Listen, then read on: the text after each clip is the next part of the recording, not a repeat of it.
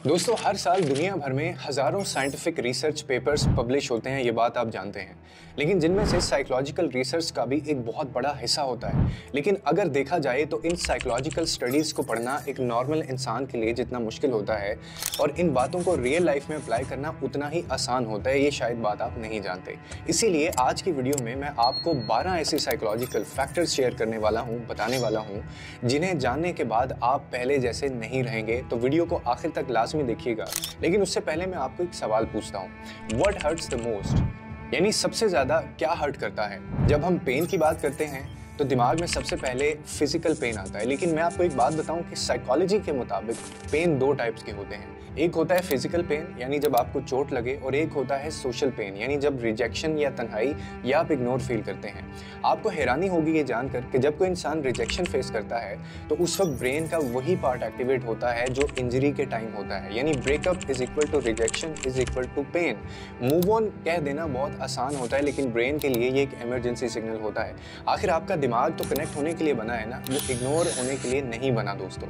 सबसे पहली जो डार्क साइकोलॉजी है दोस्तों, उसको कहते हैं कॉग्निटिव डिसोनेंस। यानी कभी आपको महसूस हुआ कि जिस चीज को आप डिफेंड कर रहे हैं वो शायद गलत है, लेकिन फिर भी आप उस पर अटके हुए हैं, आप उसको छोड़ते नहीं हैं। इसको कहते हैं कॉग्निटिव डिसोनेंस। यानी आप किसी लीडर, पार्टनर या आइडियोलॉजी के लॉयल हो, लेकिन आपको प्रूफ भी मिल जाए कि वो गलत है, साबित भी हो गया, लेकिन फिर भी आपका दिमाग यही कहता है कि यार मैं इसको नहीं छोड़ सकता क्योंकि मैंने इसके ऊपर इतनी एनर्जी इन्वेस्ट की है, अब मैं कैसे मनाऊं खुद को, ये सब कुछ बेकार जाएगा। जैसे टॉक्सिक रिलेशनशिप्स में होता है, पहले छोटी मैनिपुलेशंस होती हैं लेकिन आप खुद को ही ब्लेम करते रहते हो, और ये एक मेंटल ट्रैप होता है दोस्तों, जिसमें जितना ज़्यादा आप खुद को सही साबित करने की कोशिश करते हो उतना ही डीपली आप फंसते चले जाते हो।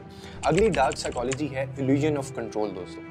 यानी जब आप लूडो खेलते हो और आपको 6 चाहिए होता है तो आप डाइस को जोर जोर से रोल करते हो, लेकिन जब आपको 1 चाहिए होता है तो आप डाइस को आहिस्ता आहिस्ता और धीरे धीरे रोल करते हो। ऐसा इसलिए होता है क्योंकि आपको लगता है कि आप रिजल्ट्स को कंट्रोल कर सकते हो या कर रहे हो, लेकिन असल में ये सिर्फ एक इल्यूजन ऑफ कंट्रोल होता है दोस्तों, और इस साइकोलॉजिकल बायस होता है ये। यानी आपको ये लग रहा है कि आप हर किसी चीज़ को कंट्रोल कर रहे हो, लेकिन असल में ये सब प्रोबेबिलिटी के ऊपर डिपेंड करता है। अगली डार्क साइकोलॉजी है एंकरिंग बायस दोस्तों। कभी आपने सोचा है कि $2000 की जो वॉच है वो $10,000 की वॉच के सामने महंगी क्यों नहीं लगती? इसे कहते हैं एंकरिंग बायस। यानी आपका दिमाग पहले नंबर्स को एंकर बना लेता है और बाकी हर चीज़ को फिर उसी से कंपेयर करने लगता है। ये ट्रिक कंपनीज अक्सर यूज़ करती हैं ताकि आप उनके प्रोडक्ट महंगा होने के बावजूद भी सस्ता फील करें और आप उनको खरीदें दोस्तों। And the next one is effective primacy hypothesis दोस्तों। ये बहुत ज़्यादा इंपॉर्टेंट है। कभी ऐसा हुआ है आपके साथ कि आप किसी रूम में गए हो और अचानक आपने बहुत अजीब फील किया हो बिना किसी वजह से, या कोई तेज़ आवाज़ आपको आई हो और आप डर गए हो और आपको बाद में पता चला हो कि ये किसी किताब गिरने की आवाज़ थी? इसे कहते हैं इफेक्टिव प्राइमेसी हाइपोथेसिस दोस्तों। यानी पहले हम फील करते हैं, बाद में हम सोचते हैं। इमोशंस ऑटोमेटिक, अनकॉन्शियस और फास्ट होते हैं इसके अंदर, और दिमाग आपका एनालिसिस बाद में करता है, पहले नहीं सोचता वो ये सारी चीज़ें। The next one is mirror neurons दोस्तों। कभी आपने देखा है कि कोई इंसान यॉन कर रहा है और आप उसको देखते हैं तो आप भी यॉनिंग करने लगते हैं, या किसी को हंसते हुए आप देखते हैं तो आपके फेस पे भी स्माइल आ जाती है। ये सब होता है मिरर न्यूरॉन्स की वजह से दोस्तों। यानी आपका दिमाग सिर्फ ऑब्जर्व नहीं करता बल्कि वो कॉपी भी करता है बिना पूछे, बिना आपसे कमांड लिए। The next dark psychology is fundamental attribution error दोस्तों, जब कोई दूसरा गलती करता है और हम कहते हैं कि ये इंसान बहुत ख़राब है, लेकिन जब हम खुद वही गलती करते हैं तो हम कहते हैं कि यार शायद मेरा वक्त बुरा चल रहा है इसलिए मैंने गलती कर दी या मुझसे हो गई। इसे कहते हैं फंडामेंटल एट्रीब्यूशन एरर। यानी दूसरों को उनकी पर्सनैलिटी के बेस के ऊपर जज करना, लेकिन अपने एक्शंस को सिचुएशन के बेस के ऊपर जज करना। The next one is triangulation दोस्तों, जब दो लोगों के दरमियान कोई तीसरा शख्स ज़बरदस्ती इन्वॉल्व कर दिया जाता है या वो खुद हो रहा होता है तो उसे कहते हैं ट्रायंगुलेशन। जैसे कोई आपसे डायरेक्ट बात नहीं करता लेकिन किसी तीसरे के थ्रू वो आपसे बात करता है, या फिर आपके पीठ पीछे कोई ऐसी बात करता है जो आप तक पहुंचती है किसी और के थ्रू, और फिर दरमियान में एक टेंशन पैदा होती है। ये होता है मैनिपुलेशन, यानी डिवाइड एंड रूल।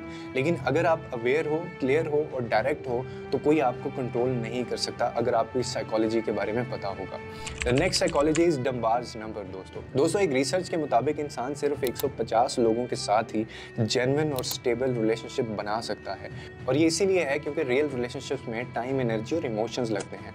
इसीलिए दिमाग सिर्फ लिमिटेड लोगों के साथ ही डीप कनेक्शंस बना सकता है और 150 से ज़्यादा लोगों के साथ आप रिलेशन नहीं बना सकते। And the next dark psychology is dogs reveals honours personality. दोस्तों रिसर्च पता है एक बात कहती है, रिसर्च ये कहती है कि जो लोग वायलेंट ब्रीड्स के डॉग्स अडॉप्ट करते हैं ना, जैसे रॉटवीलर या फिर पिटबुल, उनमें एग्रेशन और एंगर ज़्यादा होता है। ऐसा इसलिए होता है क्योंकि उनकी ज़िंदगी में ना स्ट्रेस, इनसिक्योरिटी या फिर लो सोशल सपोर्ट होता है और इसीलिए वो ऐसे डॉग्स चुनते हैं जो उनकी डिफेंसिव नेचर को सूट करते हैं।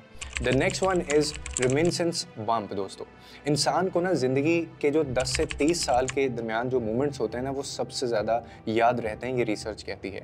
जैसे स्कूल का पहला दिन या कॉलेज का पहला दिन या पहला हार्ट ब्रेक या पहली जॉब या पहली सैलरी, इसे कहते हैं रिमिनिसेंस बम्प दोस्तों, क्योंकि ये हमारी आइडेंटिटी बनाने का वक्त होता है और इसीलिए हमें ये चीज़ें बहुत ज़्यादा याद रहती हैं।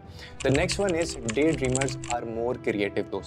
दोस्तों लोग कहते हैं कि ख्याली पुलाव जो है वो नहीं बनाना चाहिए, मत पकाओ, लेकिन रिसर्च पता है क्या कहती है? रिसर्च कहती है कि day dreaming creative super power होती है और डे ड्रीमर्स का जो ब्रेन होता है, उनका डिफ़ॉल्ट मोड नेटवर्क हमेशा एक्टिव रहता है। मतलब वो हर वक्त आइडियाज़ इमेजिन करते रहते हैं। जैसे जेके रॉलिंग को हैरी पॉटर का जो आइडिया था वो train station per day dream करते हुए आया था। सो नेक्स्ट टाइम अगर आप भी डे ड्रीम कर रहे हो तो खुद को मत रोको, बल्कि आप सोचते जाएँ, आइडियाज़ इमेजिन करते जाएँ। शायद वही थॉट आपका नेक्स्ट बिग आइडिया बन जाए, ये किसको पता। अगर आपको ये वीडियो पसंद आई हो तो लाइक करें, चैनल को सब्सक्राइब करें और बेल नोटिफिकेशन भी ऑन कर लें ताकि हर वीडियो आप तक पहुंच सके। और अगर आपको ये वीडियो पसंद आई है तो किसी एक दोस्त के साथ लाजमी शेयर करना और कमेंट सेक्शन के अंदर अपनी राय का भी इजहार करें।